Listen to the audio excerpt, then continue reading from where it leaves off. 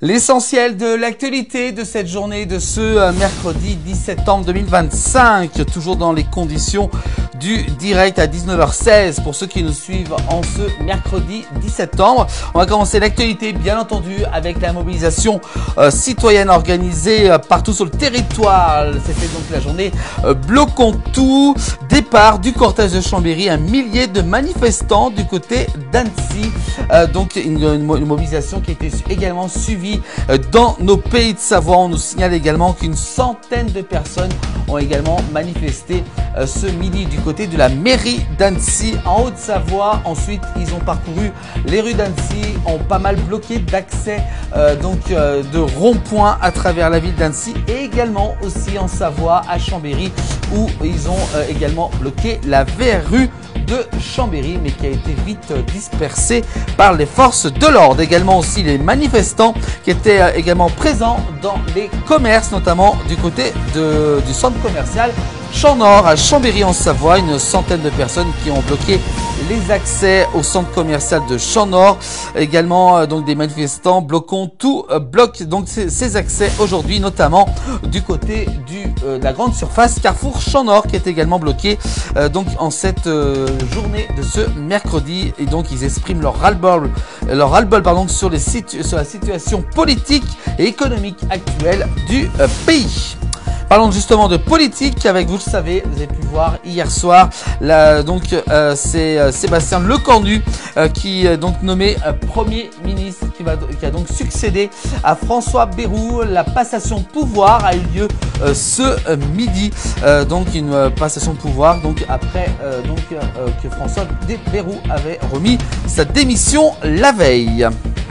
On continue l'actualité, cette fois-ci plus dans nos pays de Savoie. À 13 ans, il parcourt 191 km à la voile sur le lac Léman. Une belle leçon de résilience fin août 2025. Il s'appelle Jules Labérène. C'est lancé justement le défi d'un tour du Léman à la voile. Ce jeune chablaisien est allé donc au bout de son périple malgré des conditions météo qui l'ont donc rarement été favorables. Bravo à lui, un grand courage donc de la part de Jules, à 13 ans de parcourir quand même 191 km. On continue l'actualité avec le Dauphiné libéré de la Haute-Savoie. Macabre découverte ce mercredi justement du côté à l'aube sur les hauteurs de Saint-Laurent en Haute-Savoie. Un corps sans vie découvert aux abords d'une route forestière. On n'en sait pour l'instant pas plus justement sur l'identité de ce corps.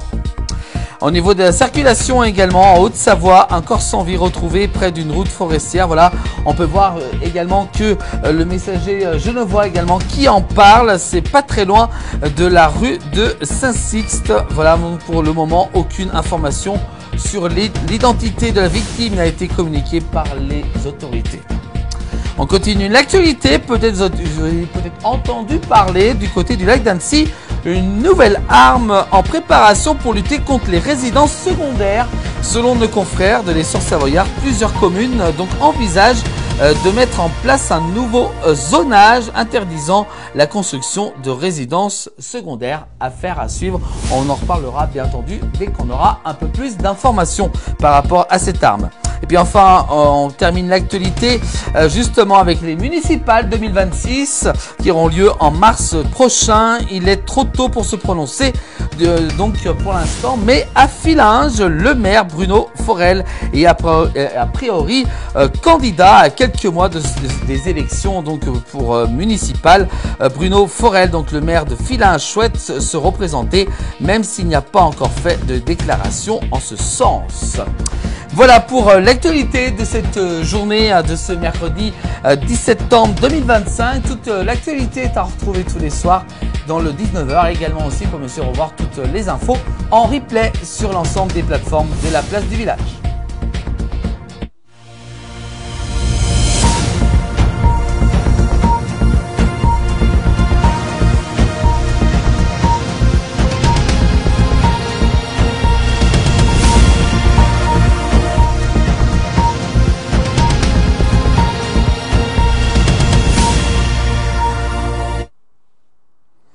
Merci, Traïk nous dans